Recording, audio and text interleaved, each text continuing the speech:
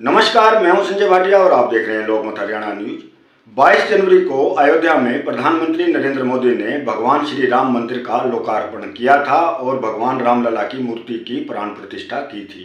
इस शुभ अवसर के लिए पूरे भारत से करीब 8,000 लोगों को आमंत्रित किया गया था। इन आमंत्रित लोगों में झज्जर जिले से 4 संत भी थे, जिनमें सिद्ध बाबा प्रसाद गिरी जी महाराज जी के श्री महंत परमानंद गिरी जी महाराज और मृत्युंजय गिरी महाराज भी इनमें शामिल रहे।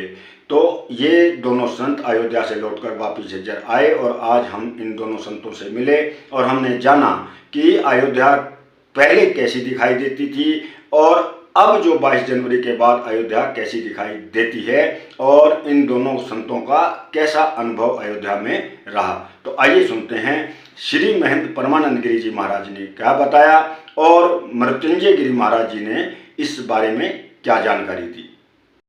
मेरे महलों की रानी बने जानकी, तेरे पास बिठाऊंगा मैं जानकी। मेरे महलों की रानी बने जानकी, तेरे पास बिठाऊंगा मैं जानकी। वो मेरे मन में बसी जानकी, मेरे मन में बसी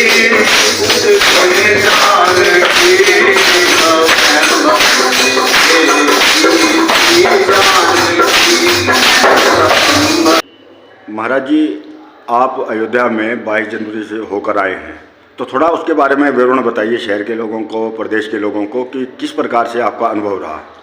वंशी विभूषित करा नवनीरदाभात पीतांबरा तरुणफिन्दुयफलादरुषिता पूर्णेन्दु सुंदर मुखाधरविंद नेत्रम याजिष्ठनरा कृष्णात् वरमतेयमवति। भगवान श्री राम पुरुषोत्तम, जिन्होंने 500 वर्ष एक वनवास में भी 14 वर्ष काटते हुए अपना एक जीवन हम टेंट के नीचे गुजारा, और इस इतिहास में स्वर्णिम अक्षरों में इतिहास में नाम लिखा जाएगा जो हमारा 22 जनवरी का महोत्सव था। और राम उत्सव में इतने हम प्रसन्न थे, हम जब गए वहाँ हम तो एक बार दर्शन करके भी इतने मन में उत्साह कि दोबारा जाए। तो मन में भगवान की श्रद्धा, विश्वास और समर्पण, ये भक्ति का भाव जब तक ना पैदा होते हुए भी हम कितने लोग वहाँ दूर दूर से आए थे, और उसका हम तो कोई बता नहीं सकते कि जैसे गुड़ में कितना मीठा हो खा के तो हम वो विवरण नहीं बता सकते, लेकिन वैसे ही हम एक उत्सव का माहौल था। तो हम ये भी चाहते हैं कि जितना इस इतिहास में स्वर्ण अक्षरों में नाम लिखा गया और उस विश्व में इतनी धूम मची हुई है, विदेशों से, देश से नहीं पूरे विदेशों से वहाँ दूर दूर से लोग आ रहे हैं, इसका तो कोई हम विवरण ही नहीं कर सकते क्या हम इसका महोत्सव में हम क्या करें। तो महाराज जी, क्या दर्शन आपको बिल्कुल सुलभ हुए, अच्छी तरह देखा आपने? दर्शन सुलभ हुए हैं। 22 जनवरी का दिन एक ऐसा था जिसमें एक संवत भी, एक दृष्टि के तौर से पंचांग की दृष्टि से भी एक सूर्य मुहूर्त में था। 12 बजे के बाद वहाँ जब हमें दर्शन हुए तो हमारा मन ऐसा था कि हम वहीं रहे, रामलला जी के हम पूरे श्रृंगार को, विराजमान देखते के स्वरूप को हम अपनी आंखों से नम हो गई, और देखते देखते हम मन में स्वर्णिम हो गए। कितने सालों में आज भगवान श्री राम दर्शन के रूप में, कितने सौभाग्यशाली हम हैं जो हम वहाँ गए, गुरु जी का भी एक सानिध्य मिला। तो हम यही चाहते हैं आप लोग भी वहाँ जाके दर्शन करिए थोड़ा टाइम के बाद, लेकिन ज़रूर जाइए। तो आप युवा संत हैं, इससे पहले भी क्या आप अयोध्या गए थे? अयोध्या गया था, लेकिन उस टाइम ऐसी नहीं थी चीज़ें, लेकिन अब वहाँ ऐसा भी लग रहा है कि एक अयोध्या बकरी के भाग जाग गए हैं। वहाँ के जो लोग इतने मन में प्रफुल्लित है कि ये काम जो इतने सालों में नहीं निकला, एक रोजगार का भी, गरीब भी वहाँ लोग रहते हैं, गली गली में हम जब जाते थे तो एक साथ नहीं गए, लेकिन आज वहाँ कॉरिडोर की समस्याओं से देखा जाए, मंदिर भी तैयार हो गए, कॉरिडोर को भी लोग देख रहे हैं, तो वो भी 2-4 साल में तैयार हो जाएगा। रोजगार की दृष्टि देखें तो वहाँ जो गरीब लोग हैं उनका भी पालन पोषण बहुत अच्छे से होगा। तो ये पूरे विश्व के लिए अच्छी बात है, जो गरीब भी वहाँ पले, भगवान श्री राम भी उनको आशीर्वाद दे, जो जाए वहाँ एक जाने का पूरा अच्छा विषय है वहाँ। तो अभी तो भीड़ कह रहे हैं काफ़ी है वहाँ पर, तो आप क्या लोगों से अनुरोध करेंगे कि किस टाइम उनको जाना चाहिए? भीड़ बहुत है, लेकिन जाएं, लेकिन बच्चों को ना लेके जाएं जरूर, कोई बात नहीं, भीड़ है, थोड़ा दर्शन भी सही से हो जाएंगे।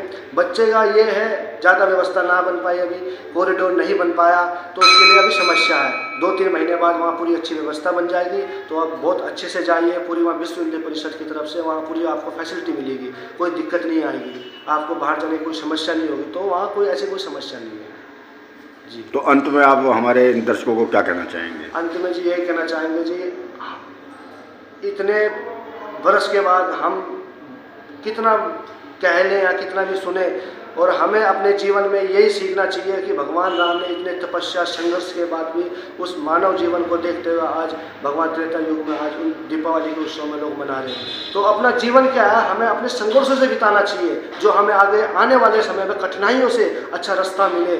और उस कठिनाइयों का रास्ता आज भगवान श्री राम जी ने खुद कराया है, और देखते हुए भगवान होते हुए खुद कार्य कर सकते थे, सब काम कर सकते हैं, लेकिन नहीं, दुनिया को दिखाना, समाज को दिखाना कि एक संघर्ष जीवन में अगर हम सफलता पे चुनेंगे तो ऊंचाइयों के बादल छू सकते हैं। तो भगवान श्री राम ने ये किया, 14 वर्ष वनवास काट के भगवान पिता दशरथ के भी कहने पर उनकी आज्ञा का पालन, माता पिताओं का पालन पालन के बाद भी उन्होंने आज्ञा का पालन किया, और ना चाहते हुए आज संसार को इस दृष्टि से देखना चाहिए भगवान श्री राम को। उनको मर्यादा पुरुषोत्तम तो उनका नाम बाद में पड़ा, मर्यादा जो उनकी मर्यादा थी वो उस मर्यादा में रहते थे।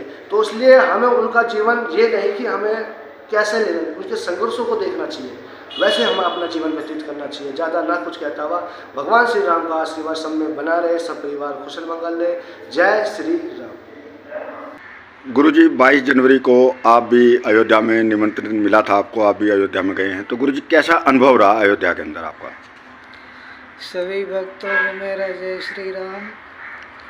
हम अयोध्या होकर आए, बड़े सुकून मिला, और बड़े जैसे सभी देवता तीर्थों में आकर के अपना आशीर्वाद देते हैं, उसी प्रकार सभी देवता के रूप में सभी महापुरुष वहाँ दर्शन मिले हुए, और सभी के साथ जो है अपनी अपनी सभी देश में क्या क्या हो रहा है सब बैठ कर के चर्चा हुई, और सभी जो है यानी राम जी की जो रामलला स्थापना हुई वो देख कर के अलौकिक और जो है बड़ा सुहावना दिवस था।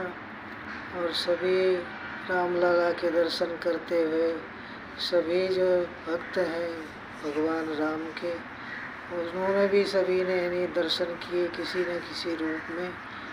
और आगामी जो योजनाएं हैं सभी ने अपने अपने घरों से, सभी अपने अपने फरवरी मार्च अप्रैल तक दर्शन होते रहेंगे भगवान के। अब तो पूरे कार्यशाला भी चल रही है, जो 70 एकड़ में फैली हुई आकार है उसको मूर्त रूप दिया जा चुका है। 2-3 साल में सब बन करके तैयार हो जाएगा। उसके बाद ये तीर्थ स्थल एक जो है विश्व का गौरव बढ़ाने के काम आएगा। इन्हीं शब्दों के साथ सभी भक्तों को जय श्री राम। गुरुजी, एक मिनट है, एक प्रश्न तो ये, आप अयोध्या पहले भी गए होंगे, तो पहले और अब में आपने क्या अंतर देखा अयोध्या में? पहले अयोध्या थी जो गमगीन थी, सभी वहाँ के शिखर मंदिर ना कोई पेंट हुआ करते थे, ना कोई रौनक थी। यही इसी संकल्प के साथ कि भगवान राम यहाँ पधारेंगे तभी ये सब कार्य होंगे। और ये सारी अयोध्या देख करके जैसे दुल्हन की तरह सब पूरा शहर पूरा गांव घर सजाते हैं, उसी प्रकार सजावट थी। और ऐसी अयोध्या शायद त्रेता युग में कभी देखी होगी किसी ने, हमने नहीं देखी, लेकिन ये अनुमान और कल्पना कर सकते हैं कि अयोध्या ऐसे भी बढ़कर होगी।